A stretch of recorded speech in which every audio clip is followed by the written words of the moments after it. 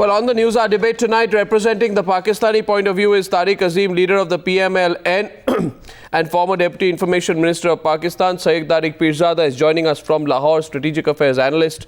Maruf Raza, Times Now Strategic Affairs Analyst, and KC Singh, former Secretary, Ministry of External Affairs, are joining us from Delhi, respectively. Thank you very much, gentlemen. Let's get the Pakistani perspective. Mr. Tariq Azim, what is Pakistan going to gain by deliberately trying to provoke any further? You know, this whole statement which has come in from your foreign minister that we are not going to now consider MFN status to India, we need to normalize other things. This was directly in the context of MFN status related to the incidents along the line of control. Now, for a long while, there was a certain constituency in Delhi which felt that, you see, whatever is happening is because the Pakistani army is in charge. But Mr. Tariq Azim, it now appears that the Pakistani army and the Pakistani government are working together. And that there is a deliberate attempt to somehow, you know, ratchet up tensions. Why is this being done, Mr. Tariq Azim?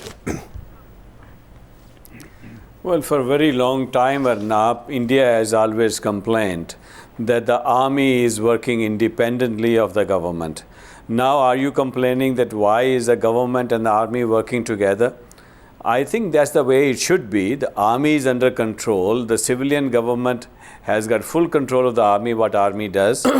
Now, that is the way it is. Now, we have to decide exactly who has caused this confrontation.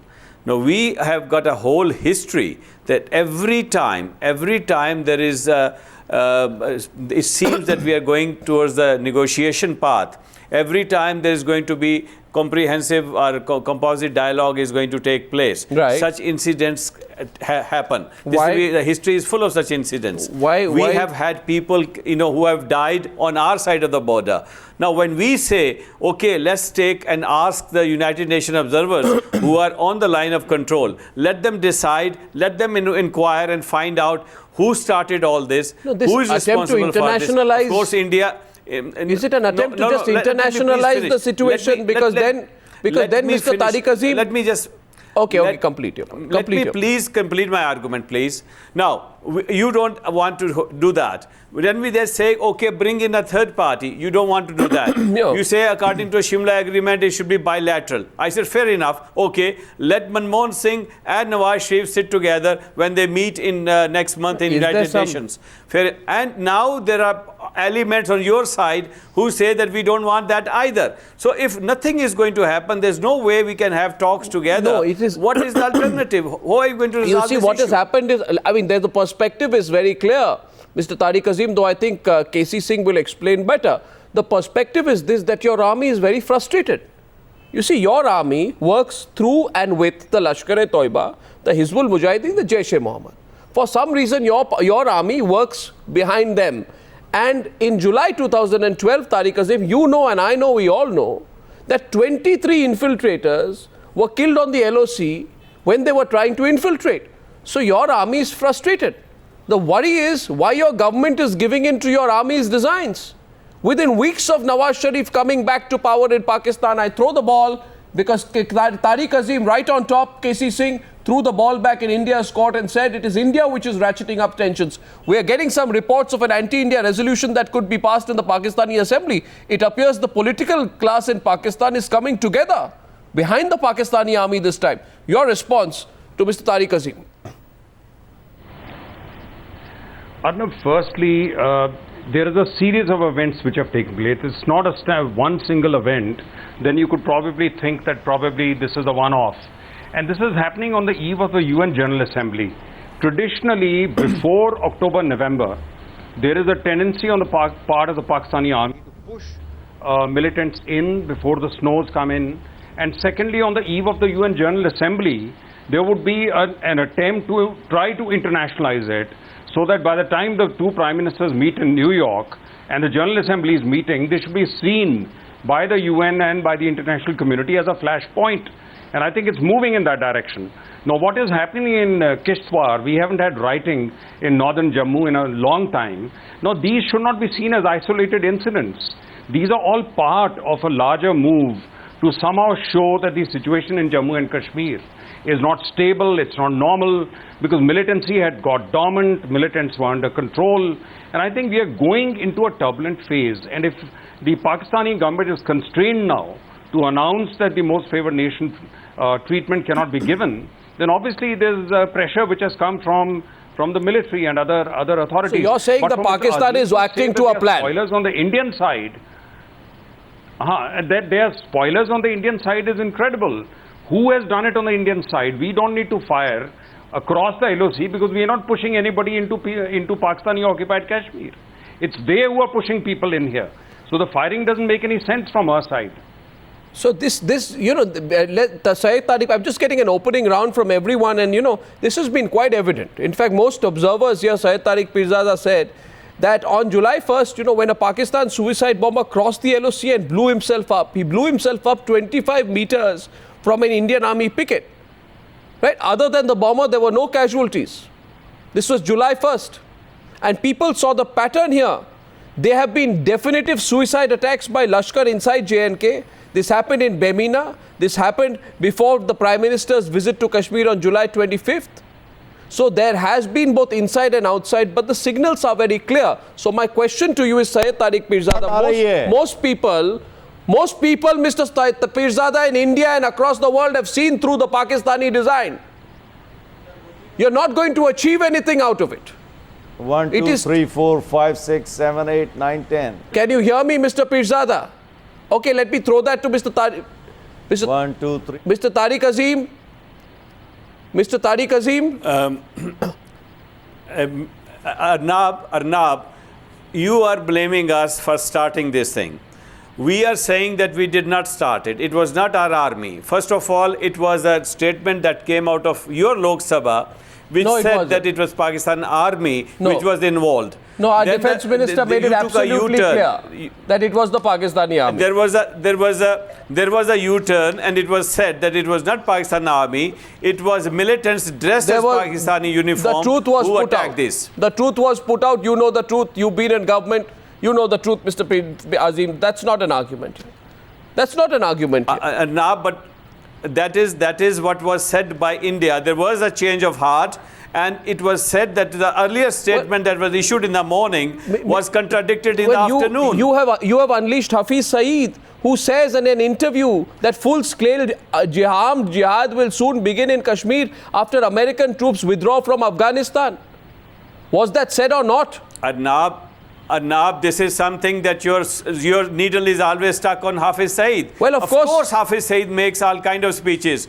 He does go on and does attack India. He does go, and when I say attack, I mean verbal attack. He goes and supports the freedom fighters or mujahideen in Indian Kashmir. Terrorists, yes. He does that. He is himself a terrorist. He does not support. We have got, yes, okay, but we have got people on your side as well who make such inflammatory speeches. But when we say that, we are attacked. Other day I said that, we have people, okay, Bal Thackeray is no longer with us, but we have got people like Narendra Modi, who was responsible for killing 2,000 Muslims in 2002. It's not me saying that. Human Rights Watch has said this. Mr. Tariq Azim, you're trying to go away from the subject. The subject is so simple here. I'm asking you today, you tell me on Indian television, or let me actually put that to Syed Tariq Pirzada, if you can hear me now, Mr. Pirzada. You tell me today, who mooted the idea of most favored nation status to India? In 2011, we gave you MFN status in 1996. You said you were considering MFN status to India in 2011. I want you to tell me why you are linking the MFN status to what is happening on the border right now, unless your government is deliberately trying to ratchet it up. Mr. Pirzada, answer us.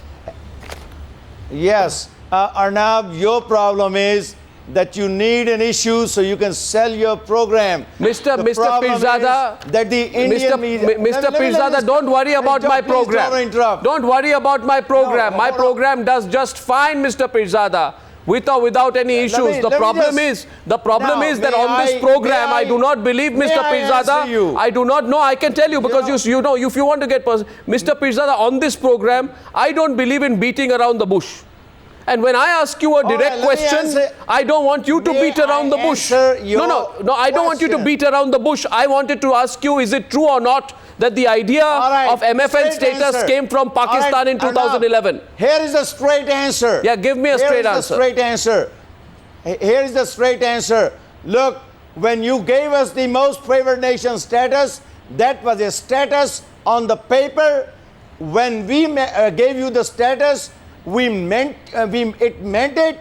And you know, even without the status, Pakistan was giving Mr. Pirzada, the benefit. What you are proving tonight of India. That's Pakistan was giving the benefit to India of exporting $2.64 billion worth of goods to Pakistan. Mr. Pirzada. So that shows our good intent. Mr. Pirzada, it shows your confusion. Exceeding the limits. Now you're firing at the line of control, killing Pakistani people, Mr. and you want Pakistan to give you a leeway, Mr. Pirzada, to continue this aggression. Mr. Pirzada, I'd like to hand it over to your friend Maruf Raza. But before I do that, I just want to tell you, Mr. Pirzada, that what is happening right now, what it seems to us in India, is that your government is under siege from your army. Because it is under siege from your army once again. You can accusation. Wait, there's no accusation. There's no accusation, Mr. Pirzada. Mr. Pirzada, no. One second. And by the way, Mr. Pirzada, by the way, Narendra Modi is a political leader in India. A prime ministerial candidate of a political party. He does not send terrorists to Pakistan. Narendra Modi does not send terrorists to Pakistan, so that's a bad comparison. You must withdraw that comparison. What about Samjhauta? Narendra Modi does not send terrorists to Pakistan. Please let us hold this debate under the norms of some relevant comparison. And Narendra Modi does not send terrorists to Pakistan. He's a BJP's prime ministerial candidate. Anyway, you did it for rhetoric. I corrected you. My question is to Maruf. I'm willing to give you benefit of doubt. But Tariq Azim began Maruf by saying that it is India which is responsible for ratcheting up tensions. Now, I'm asking tonight, 10 weeks back, they said we will soon announce most favored nation status to India. Naeem Anwar, Minister of Trade in the Pakistan High Commission, said with the new government in Pakistan, relations are bound to improve manifold. And he said easier visa norms, enhanced business ties and MFN status. So what's happening now, Maruf? I want your counter to Tariq Azim as well.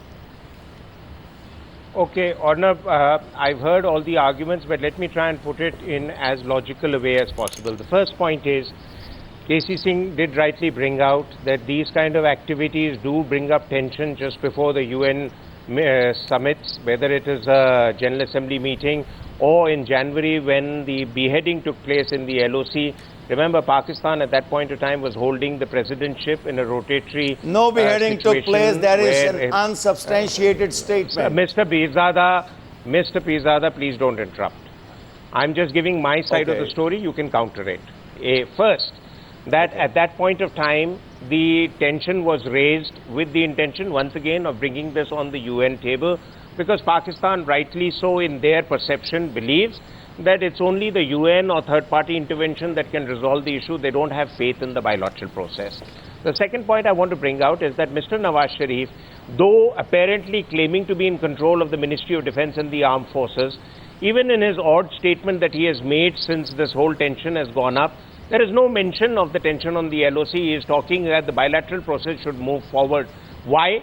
Because Mr. Nawaz Sharif had a 4-point agenda primarily in bilateral relations when he got elected. A, electricity for Pakistan. B, trade. 3, pacifying the terrorists within Pakistan so that there's normalcy internally.